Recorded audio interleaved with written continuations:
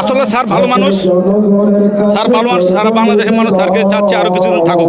উনি থাকলে দেশের জন্য অনেক কিছু হবে, আমাদের দেশের জন্য। জাতীয় পতাকা হাতে নিয়ে জুলাই গণ অভ্যুত্থানের 1 বছর পূর্তি উদযাপন করছেন এই দেশের সাধারণ খেটে খাওয়া মানুষ। একজনের সাথে কথা বলবো।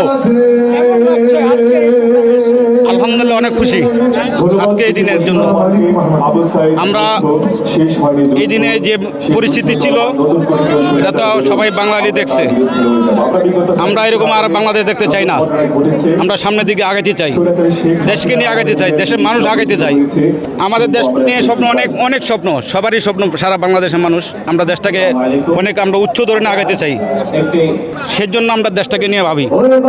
এই দিনে স্বৈরাচার পালাইছে, আমরা আলহামদুলিল্লাহ খুশি।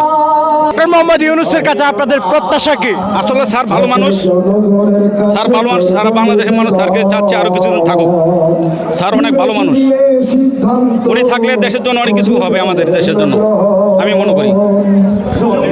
আপনাদেরকে দেখানোর চেষ্টা করছি, জাতীয় পতাকা হাতে নিয়ে কিন্তু এই জুলাই গণ অভ্যুত্থানের 1 বছর পূর্তি উদযাপন করছেন দেশের বিভিন্ন অঞ্চল, বিভিন্ন জায়গা থেকে আগত মানুষ।